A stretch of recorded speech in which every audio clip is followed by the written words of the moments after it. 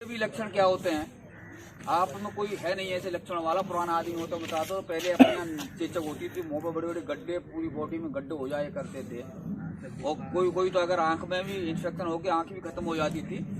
किसी का कान टेढ़ा हो गया, कोई कुछ खतरनाक मिलता है, तो निश्चित तौर पर ये भी कोई कम खतरनाक बीमारी नहीं है। लेकिन खुशखबरी की बात यह है कि ये बीमारी यूपी में नहीं है, पश्चिमी बंगाल और आंध्रा में, साउथ क्षेत्रों में बहुत तेजी से बढ़ती है। राजस्थान में चले जाएं तो बहुत तेजी से बढ़ती है। लेकिन आपके यूपी में ये चेचक की बीमारी नहीं है। पर ये मत समझ लेना कोई अगर यूपी का आदमी हो, जैसे हमारी यूपी में नहीं है, तो चेचक का टीका लगा क्या करेंगे? बीमारी का कोई भरोसा नहीं है। जब पाकिस्तान से टिड्डी आ सकती है आपके पास, तो वायरस भी आ सकता है। आ गया। पता है आपको चाइना को क्या किया था? चाइना ने, बहुतों को नहीं पता होगा, चाइना ने कोरोना जो वायरस रोज बढ़ रहे हैं, उसे डेवलप किया था सामरिक क्षेत्र में यूज करने की, लड़ाई के लिए, जैविक हथियार बनाने के लिए। और उन्होंने उन्हें सेफ रखने के लिए लैब में, और वो लीक हो गया उनकी गलती के कारण। एनिमल से अरे यार, मैं जो बता रहा हूँ लैब से, एनिमल में होता ही नहीं है। तो क्या है, वो उन्होंने उसे सिक्योर रखा था लैब में, और वो जाने कैसे गलती से लीक हो गया और उनके लिए ही घातक हो गया। बनाया था उन्होंने और देशों के लिए, जैसे हम जैविक हथियार बनाएंगे, जैविक हथियार के बाद किसी को पता ही नहीं पड़ेगा, साइलेंटली हम छोड़ देंगे किसी देश में जिससे हमारी दुश्मनी है, और वो वायरस तो हमें सही कर देगा। मतलब आबादी भी नहीं होगी और लोग भी मर जाएंगे। लेकिन वो आज मैंने आपके लिए बुरा सोचा है, तो वो बुरा मेरे लिए सिद्ध हो गया है और लाले पड़ रहे हैं। इंडिया के जो लोग चाइना में रहते थे, कल पहली खेप आई है उनकी 300-400 लोगों की, उन्हें हमारा रखा हुआ है अलग। मानेसर में उनके लिए आवास बनाया कि तुम ज्यादा बनो मत, अपने घर नहीं जाओगे, यहाँ पड़े रहो जब तक सारे टेस्ट उनके नहीं हो जाएंगे कि आप वायरस फ्री हैं, कोरोना वायरस आप में नहीं है, तो फिर वहां से घर के लिए छोड़े जाएंगे। आया को भाई ले सर, उन्होंने वायरस बनाया तो उसका एंटीडोट भी बनाया होगा। वो जहर थोड़ी एंटीडोट, जैसे वायरसों का कोई इलाज नहीं है, मर ही रहे हैं। ठीक है, उस पर क्यों ध्यान चला गया तुम्हारा? नहीं होता है। ईटी पे आ जाओ भाई, ज्यादा एडवांस मत चलो। वो पॉक्स पे चल रहे हैं, पॉक्स पे। तो उसके लक्षण माय डियर सुनिए, उसके भी लक्षण बहुत खतरनाक होते हैं। जो चेचक होती है, पूरी बॉडी पर गोल सिक्के जैसे लीजेंस होंगे, ब्लैक कलर के, तेज बुखार होगा, साइलेंट खड़ी हो जाएगी, चारा दाना पानी खाना बिल्कुल बंद, वो अंततः वो ऊपर चली जाएगी। विशेष ध्यान रखना कि अगर कोई बीमारी आपके ब्लॉक में आ गई है, इनमें से पीपीआर पॉक्स, कोई वैक्सीन किसी के कहने पर लगानी नहीं है, तो जो बकरी 4 दिन में मरनी होगी, वो 2 दिन में मर के खत्म हो जाएगी। क्योंकि ये जितनी वैक्सीन बनती हैं, वायरल जितनी डिजीज होती हैं, वो उसी वायरस से बनाई जाती है। लाइव वायरस होता है, और पहले से उसकी बॉडी में वायरस था और हमने और इंजेक्ट कर दिया, तो उसमें डबल पावर हो जाती है वायरस की, और वो जल्दी बैठा देता है और जानवर मर जाता है।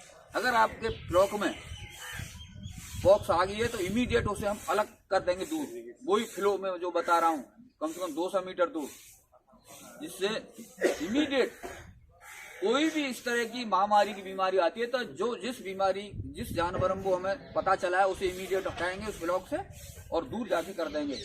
कम से कम 200 से 300 मीटर दूर होना चाहिए। अब आके प्रवाह के विपरीत, तो फिर सही काम देखेंगे, चेक कराएंगे कि इसमें कहीं है तो नहीं।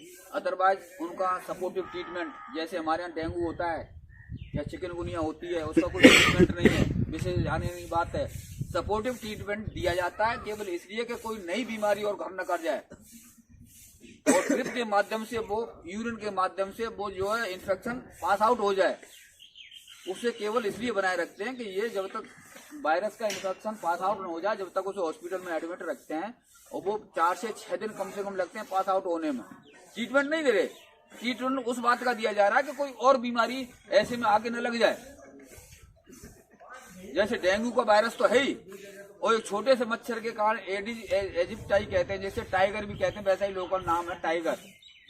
जो स्वच्छ वाटर में पलता है, बिल्कुल क्लीन वाटर में, वो आपको दिन में काटता है, रात के अंधेरे में नहीं, धोखा नहीं देता आपको कतई।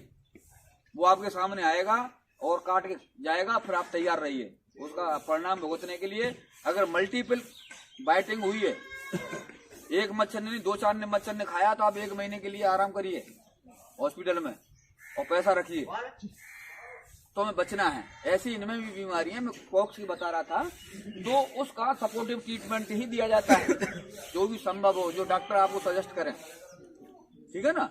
नहीं तो हमारे पास तो बचाव के साधन है, वही वैक्सीन गोट पॉक्स के नाम से, जो बीमारी के नाम से, या सी पॉक्स है, भेड़ पाल रहे हैं तो सी पॉक्स के नाम से वैक्सीन आएगी, पर्टिकुलर डायलॉन्ट उसके साथ है। कुछ 3 तरह की वैक्सीन होती है, एक प्रिपेयर करनी पड़ती है इमीडिएट, बीच में बताया जा रहा हूँ, प्रिपेयर करनी पड़ती है, उसके साथ कंपनी डायलॉन्ट भेजती है, उस पर डोज रेट लिखी रहती है, और उसमें इमीडिएट हम उसी टेम्परेचर पर आइस बॉक्स में हम तैयार कराएंगे उसे, और वो उसी दिन लगनी है।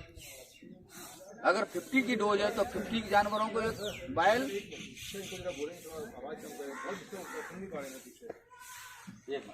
रिकॉर्डिंग सर सब दिखा भाई ना रुक जाइए, देखता पा रहे ना, धीरे धीरे बात करनी है। तो क्या होता है कि मैं क्या बात कर रहा था, 3 टाइप की डोज रहती है। एक प्रिपेयर की जाती है, 2 वैक्सीन प्रिपेयर्ड आती हैं, उसमें 2 तरह की होती हैं, एक एलम प्रेसिपिटेड और एक एडजॉइंट वैक्सीन। उनके रूट दोनों के अलग अलग हैं। जितनी भी हम प्रिपेयर वैक्सीन अपने यहाँ प्रिपेयर करते हैं वो सब कट लगती हैं, जिसे ध्यान रखें। जो वैक्सीन जैसे पीपीआर की और गोट पॉक्स की अपने यहाँ फार्म पे प्रिपेयर करनी पड़ती है, और वो प्रिपेयर करके लगानी पड़ती है। टेम्परेचर वही 2 डिग्री से 8 डिग्री सेल्सियस, 2 डिग्री से 8 डिग्री सेल्सियस। और हमें मान लो 5 डोज निकालनी है, 5 डोज हमने इंजेक्ट कर दी, फिर हमने निडल चेंज कर दी, सिरिंज चेंज नहीं करनी है। इनका भी ध्यान रखना है कि बार बार लगाने पर वो निडल मुड़ जाती है, तो फिर वो अंदर से उसको फाड़ते लाती है, तो नुकसान होता है और पेन होता है। इसलिए 5 या 10 जानवरों के बाद निडल चेंज करते रहे तो आपका भारी नुकसान। 50 पैसे की निडल आती है, मैं दिखा दूंगा आपको, और फिर हमें ऐसे ही उसी टेम्परेचर पर मेंटेन करनी है। 1-2 जो वैक्सीन आती है प्रिपेयर्ड आती हैं, एलम पैसिपिटेड, वो भी सब कट लगनी है। और तीसरी जो वैक्सीन मैं बता रहा हूँ, एडजॉइंट ऑयली वैक्सीन होती है, वो पेनफुल होती हैं, वो डीप इंट्रामस्कुलर लगती हैं, बहुत भारी दर्द करती हैं एनिमल्स के। लगा के मैं सब बताऊंगा। तो ये जो बता रहा था, 3 मैंने गोट पॉक्स की बताया, गोट पॉक्स समेत 3 बहुत घातक बीमारी हैं। 2 बीमारी और हैं, एक एफएमडी जिसे फुट एंड माउथ डिजीज कहते हैं, और एक एचएस है, हेमरेजिक सेप्टिसेमिया, जिसे गला घोंटू कहते हैं। ये मोस्टली बड़े जानवरों की बीमारी है। किसकी है? बड़े जानवरों की बीमारी है। छोटे एनिमल्स में ये रेयर केस में हजारों में एक आध हो जाता है, अदरवाइज नहीं होती है। लेकिन सेफ्टी पॉइंट ऑफ व्यू से हम इसे भी लगा सकते हैं, कोई परेशानी नहीं है। एफएमडी और सर दूसरी कौन सी बता रहे हैं? एचएस 3 वैक्सीन आती है सर, जो एक लगाना है तैयार करके, और 2 तैयारी होता है पहले से, कंपनी के ऊपर है। एक यहाँ पे तैयार करना है, 2 एक पीपीआर की जो प्लेग की बीमारी की वैक्सीन है, इसकी वाली जो बता रहे थे अभी, टीटी वाली, ये भी तैयारी करनी होगी आपको। एक तो आइस बॉक्स में ही तैयार करना है, सब आइस बॉक्स में ही, वो भी जो लगानी है जो प्रिपेयर्ड आती है वो भी आइस बॉक्स में ही रखनी है आपको, ठीक है। उसी से लेके डोज इंजेक्ट करनी है। आइस बॉक्स में हर एक वैक्सीन रखती है, चाहे वो प्रिपेयर्ड करनी है या प्रिपेयर्ड आई है। उसमें ये अपना दिमाग ऐसा नहीं लगाना कि प्रिपेयर्ड वैक्सीन ही आइस बॉक्स में रखनी है, जो प्रिपेयर्ड आई और वो जो हमें यहाँ तैयार करनी है उन्हें नहीं रखना है। ऐसा कोई दिमाग में ख्याल लेना है। जो पहला वाला लगा है बना के, उसके बाद इसी भी लगा देना है। तो आप यहाँ है ही नहीं, फोन पे बात कर लो। आप यहाँ है ही नहीं, मैं 1 घंटे से बक रहा हूँ, आपके समझ में कुछ आया ही नहीं। आप नोट कर लो क्वेश्चन, फिर मैं पुनः बताऊंगा। मैंने सबको बताया था कि वैक्सीन टू वैक्सीन इंटरवल 7 से 10 दिन के बीच में। एक वैक्सीन अगर आज लगाई है तो उससे 7 से 10 दिन के बाद दूसरी वैक्सीन लगानी है। बताया था सभी को? हाँ सर। आपने सुना नहीं? ठीक है ना? साहब बकरी अभी मालूम पड़ेगी तुम्हारी, अभी आया नहीं है, अभी नंबर बोलना बंद हो जाएगा तुम्हारा। अभी मजा, ये सब लोग हंसेंगे आप पर, खड़े रहो। मैं आपसे सबसे क्यों आप बात खड़े हैं, इसलिए सबसे पहले बोतल लगाया हुई है आप चुपचाप खड़े रहे। आप पर ख्याल सबसे पहले होगा। अभी नहीं क्या हो गया, रद्द हो गया आधी देर को। देखिए अभी बकरी पड़ने में नहीं दरख्त दबा रहे, ये समझदार होती है।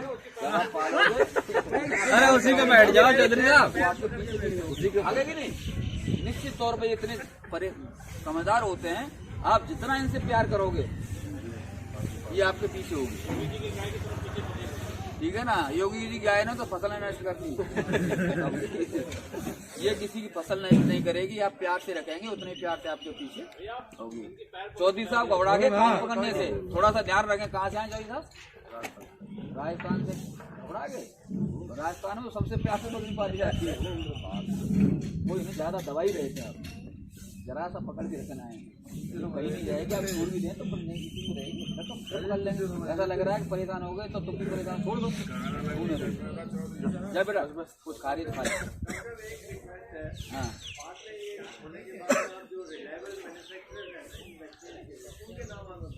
हम बता देंगे। ये केवल एक ही कंपनी सबसे बढ़िया, लेकिन पॉक्स की वो जो एनडीटीवी की यूनिट है वो पॉक्स की वैक्सीन नहीं बनाती, केवल वेस्ट बंगाल सरकार बनाती है पूरे इंडिया में। उसके लिए आपको परेशानी आएगी। हाँ पूछ लेना। तो अभी हम चल रहे थे FMD एंड HS पर। वो भी प्रिकॉशन के तौर पर आप वैक्सीन इंजेक्ट कर सकते हैं, मुंह पका, खुर पका और गला घोंटू की है। ये वैसे लार्ज एनिमल्स की डिजीज है। किसकी है? लार्ज एनिमल्स की डिजीज है, तो हम प्रिकॉशन के तौर पर इसे लगा सकते हैं। कोई 10-5 रुपए का, मैंने इसीलिए बताया था 50 से 100 रुपए के बीच में ये जो है खर्च आएगा, तो आपका भारी नुकसान नहीं होगा। रेयर केस में अगर कभी कोई भेड़ पाल रहा तो भेड़ में HS आ जाती है, तो हम क्यों असावधानी बरतें हैं, क्यों केयरलेस करें जानवरों के साथ। तो वो दो वैक्सीन भी आसानी से आप लगा सकते हैं। वैक्सीन टू वैक्सीन इंटरवल मैंने आपको बता ही दिया है, आप नोट कर लें। 7 से 10 दिन के बीच इंटरवल लगे, क्योंकि 7 दिन में इसकी इम्यूनिटी डेवलप होती है कम से कम। ये ना समझे कि आज हमने PPR वैक्सीन लगा दी डिजीज फ्री, बिल्कुल नहीं होगी। 7 दिन तक आप कतई सावधानी बरतें, उसकी देखभाल अच्छी तरह से रखें। बहुत सारी बात है मैं बताऊं, बीच में थोड़ा सा बहुतों को मालूम नहीं पड़ पाता है। जैसे आपने बकरी खरीदी, हमारे यहाँ के सप्लायर्स हैं, गेट पर आपको कार्ड मिल गए कि नहीं मिल गए? और मिलेंगे, सब एक ही के हैं, और कार्ड आपको 4-4 मिल जाएंगे, ठीक है ना। तो वो आप जाने किससे खरीद लें, नहीं जाने क्या जाना, वो तो आपका हेडेक है। आपने ट्रांसपोर्ट की बकरी यहाँ से खरीद के, थोड़ा सा ध्यान देने की बात है। अगर आपने बकरी खरीदी तो पहले ये तय कर लें कि हमारी बकरी 7 से 10 दिन आफ्टर वैक्सीन यहाँ रुकनी है। ऐसा कदापि नहीं करना है कि वैक्सीन लगाई और ले गए, फिर सुन लो क्या होता है। आपने बकरी आज खरीदी, इकट्ठा की और ट्रक में ट्रांसपोर्ट कर दी और वैक्सीन लगाई, तो 2 कारण होते हैं मरने के। आपने तो समझा, आपके दिमाग में ये रहा कि वैक्सीन या PPR लगा के लाए हैं हम, फिर क्यों मरेंगे। 7 दिन के बाद ही इम्यूनिटी पूरी फुल डेवलप हो पाती है, कम से कम 7 दिन बाद तो स्टार्ट होती है, और 7 से 10 दिन के बीच में वो कंप्लीट होती है। आपने क्या सोचा कि वैक्सीन लगा के लाए हैं तो डिजीज फ्री, PPR तो नहीं होगी कम से कम, और ट्रांसपोर्ट कर दिया, आप ले गए यहाँ से हैदराबाद या कलकत्ता या राजस्थान कहीं बीकानेर या बाड़मेर कहीं ले गए। कुछ 2 स्ट्रेस होते हैं। एक तो वैक्सीन लगा के ले गए थे आप, वैक्सीन से जानवर असहज हो जाता है, अनकंफर्टेबल फील करता है, क्योंकि वो अपना प्रभाव दिखाती है, तो थोड़ा बहुत बुखार भी हो सकता है। आप उससे परेशान ना हो। उसमें क्या होता है कि आप ले गए, ट्रांसपोर्टेशन का भारी स्ट्रेस होता है और एक वैक्सीन का स्ट्रेस था। आप ले गए और दूसरे तीसरे दिन जानवर मरना शुरू हो जाता है। कारण क्या होता है? वैक्सीन का स्ट्रेस रहा, दूसरे ट्रांसपोर्टेशन का स्ट्रेस रहा, तीसरा एक जो आपको अदृश्य है, पता ही नहीं है, जो बॉडी में यहां से वहां तक गए मिनरल डिफिशियंसी आती है। मिनरल डिफिशियंसी इतनी भारी आती है कैल्शियम फास्फोरस की, वो जानवर वहां जाके टेढ़ी गर्दन करके रह जाएगा, रिड्यूस हो जाते हैं ट्रांसपोर्टेशन में, क्यों कई दिन से चल रहा है जानवर, तो रिड्यूस होने के बाद वो टेढ़ी गर्दन खर गए, थोड़ा बहुत डायरिया करेगा, वो मर जाएगी। आपने क्या समझा पीपीआर? वो पीपीआर नहीं होती, हमारी केयरलेस। ये वैक्सीन विशेष तौर पर ध्यान रखें, आज हम वैक्सीन इंजेक्ट कर रहे हैं तो उस दिन कोई भी जानवर, बीच में नहीं बोलोगे, नोट कर लें, तो उस दिन वो जानवर फुली रेस्ट करना है। आज अगर हमने वैक्सीन, और वैक्सीन का टाइम है, हाँ जी, कौन से पार्क में?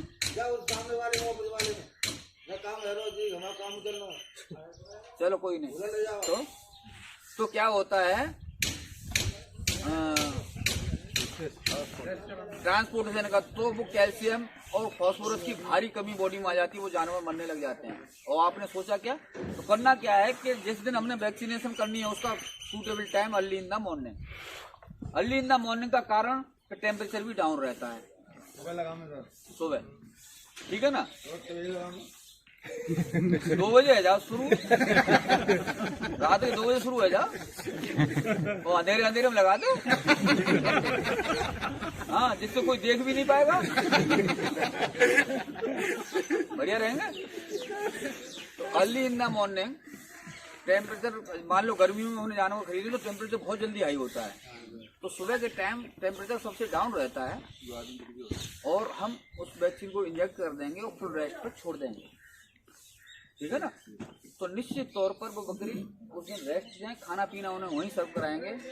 ऐसा है अगर आपका कहीं ग्रेजिंग का साधन है तो कहीं भी ग्रेजिंग पर नहीं भेजना है, और जो स्टॉल फीडिंग करनी है तो कोई परेशानी की बात नहीं है, वो तो रेस्ट करनी ही करनी है। उनका ध्यान रखना है कि कोई स्वस्थ तो नहीं है, किसी को टेम्परेचर हो सकता है, तो उससे चिंतित होने की कतई आवश्यकता नहीं है। वैक्सीन से हो सकता है, वो दूसरे दिन तक सही हो जाएगी। तो ये बात बहुत महत्वपूर्ण है कि अगर हमें किसी से जानवर खरीदने हैं तो उससे कहिए आज वैक्सीन लगेगी हमारी, 7 दिन यहाँ रहेंगे, कम से कम पीपीआर की वैक्सीन और एक पेट के कीड़ों की दवा पिला के यहीं से ले जाइए। एक ही दिन में हो सकते हैं दोनों ऑपरेशन, पेट के कीड़ों की दवा हम पिला सकते हैं और वैक्सीन भी लग सकती है, तो बहुत ही उत्तम है, अति उत्तम है वो। और फिर रेस्ट यहाँ जो 7 दिन आप छोड़ रहे हैं उन्हें कहीं मिनरल की डोज एक्स्ट्रा दे, जो मिनरल डिफिशियंसी बॉडी में आती है, जिसकी ट्रांसपोर्टेशन में आपको कोई परेशानी नहीं आए। ये मैं मैनेजमेंट की बात बता रहा हूँ आपको, इससे हटके मिनरल डोज उनकी बढ़ा दें। जो कंसंट्रेट आप देने जा रहे हैं, जो दाना देने जा रहे हैं, उसमें मिनरल्स की डोज जस्ट डबल कर दें, जिससे उनकी ट्रांसपोर्टेशन में स्ट्रेस के उसमें कारण हमें मिनरल डिफिशियंसी नहीं आए और हमारे जानवर की मोर्टेलिटी डेथ न हो। ये एक बहुत महत्वपूर्ण बात है। तो मैं वैक्सीन बता रहा था आपको, FMD और HS। अगर FMD एलम पैरासीपेटल है तो सब कट लगेगी, और हेड जॉइंट वैक्सीन, ये दोनों वैक्सीन ऐसी दोनों रूप में आती है। हेड जॉइंट भी आती है, ऑयली भी आती है और नॉन ऑयली भी आती है। अगर नॉन ऑयली वैक्सीन है तो सब कट लगनी है, और ऑयली वैक्सीन है तो डीप इंट्रामस्कुलर लगनी है। ये 5 तो वैक्सीन है इनकी, ठीक है ना। ये टीकाकरण के बारे में तो जो बात चल रही थी, केवल 5 वैक्सीन है। फिर मैं पुनः बता देता हूँ, 3 महीने से ऊपर की एज वालों को ये वैक्सीन लगनी है। बिलो 3 मंथ मैंने बता दिया था वो कहाँ से उसे इम्यूनिटी मिलती है, माँ से मिलती है, क्योंकि माँ ऑलरेडी उसकी वैक्सीनेटेड है। चिंता की कतई कोई बात नहीं है। जो छोटे बच्चों में जो बीमारी आती है, 2 बीमारी आती है, एक इकोलाई की और एक कॉक्सीडिया।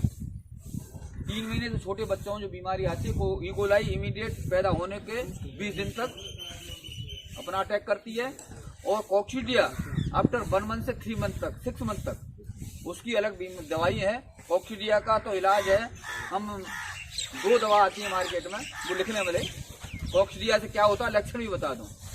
अच्छे बच्चे खाते हैं, बच्चे आपके खूब रह रहे हैं, तो उसमें दस्त शुरू हो जाते हैं, काले कलर के दस्त, झाग पीछे से उसकी एनर रेक्टम पर यूं करता है, और झाग भी निकलते हैं, रेड हो जाता है रेक्टम।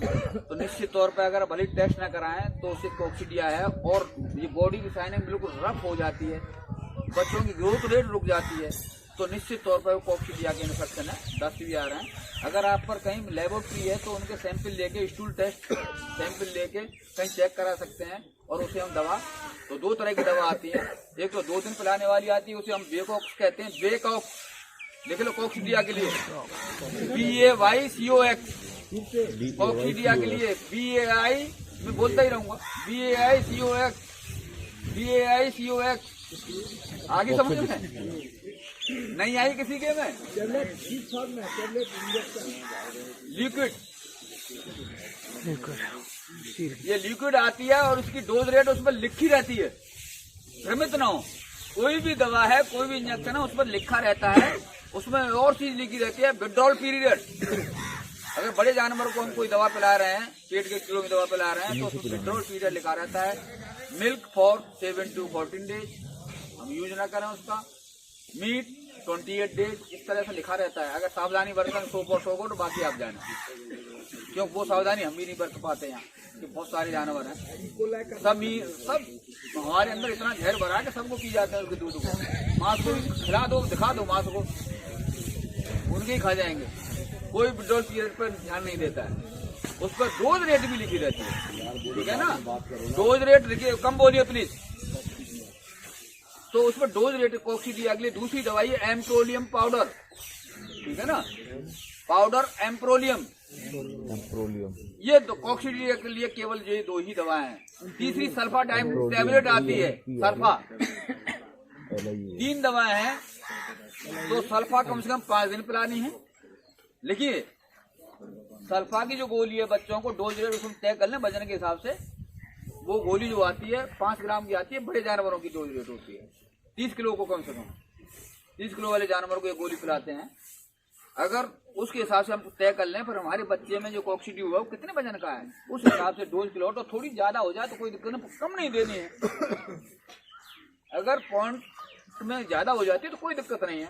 और वेट के हिसाब से हमारे बच्चों का एवरेज वेट हमें मालूम होना चाहिए, मैक्सिमम कितना है। एक बच्चा 10 किलो का, एक 13 किलो का, 13 किलो के हिसाब से हम उसे दवा पिलाएंगे, जिससे आपकी डोज कोई कम पड़ेगी ही नहीं। बेकॉक्स है वो 28 ml 100 किलो के हिसाब से होती है, तो उस हिसाब से हम डोज कैलकुलेट कर लें अपने बच्चों के वेट के हिसाब से।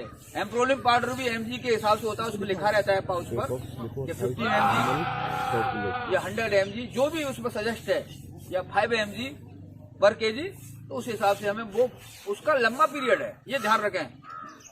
वो सल्फा कितने दिन पिलानी है? 5 दिन।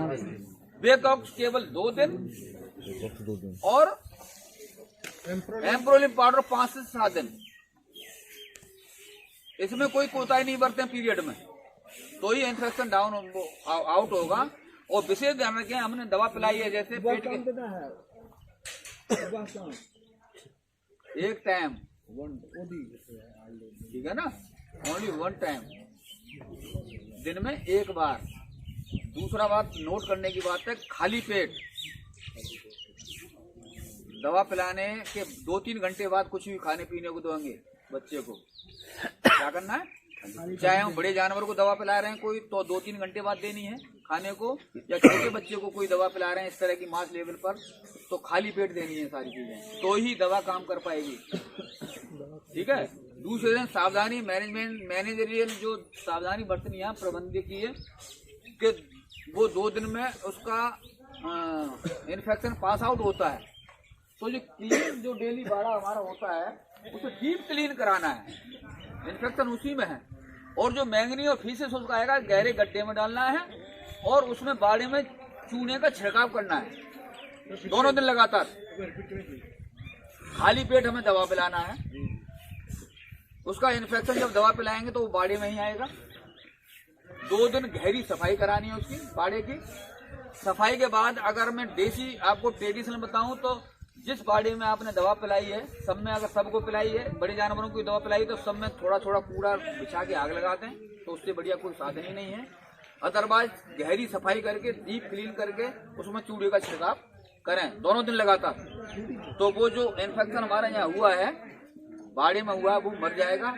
और उस फीस को पूरा उठा के जो गोबर उसने किया है बकरी ने या बच्चे ने, उसे गहरे गड्ढे में डालना है, जिससे वहाँ कभी वो जानवर जाए नहीं, वो कभी मरते नहीं है, आउट होते हैं। बस होता क्या है कि हमने किया दवा पिलाई और वो घूम रहा पूरे उसमें, वो इसमें सॉइल में पड़े रहेंगे। जो सो ही मॉइस्चर टाइम मिलेगा, इसमें घास उगेगी, जानवर तो भाग के घरे पे पड़ता है खाने के लिए और वो इन्फेक्शन फिर इनटेक कर लेता है। तो प्रबंध की ये सावधानी आपको बहुत बरतनी है। मैं जो बता रहा हूँ, दवा पिलाई 2 दिन की दवा है या सिंगल डे बड़े जानवरों की दवा है तो 2 दिन गहरी सफाई करनी है, उसके बाद चूने का छिड़काव करना है। तो ये देखना आपको है क्या करना है। अगर लापरवाही केयरलेस करेंगे तो आपका नुकसान होगा, मेरा कुछ नहीं जाना है।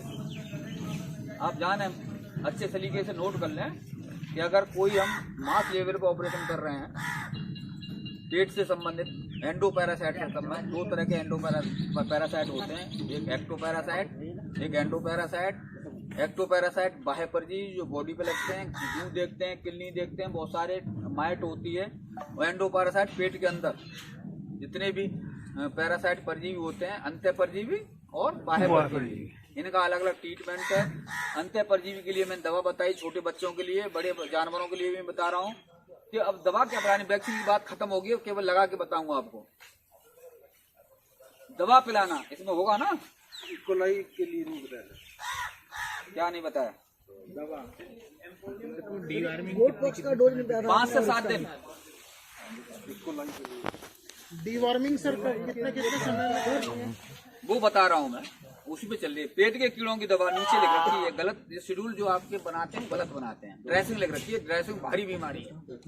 अगर किसी को फोड़ा फुंसी हो गई तो बकरियों में सारी बकरी मर जाएंगी। सबसे 2 नंबर में ड्रेसिंग लिख रखी है, 10 बार बता दिया हो आपके उसको डिपार्टमेंट जो ट्रेनिंग कराता है, पर सुधार की कहीं गुंजाइश नहीं। एक एस्पेक्ट इसमें हैवी नहीं, पर मैं बता दूंगा हैवी नहीं। पेट के कीड़ों की दवा पिला रहे हैं, ध्यान रखिए। मोस्टली जब आप पहली बार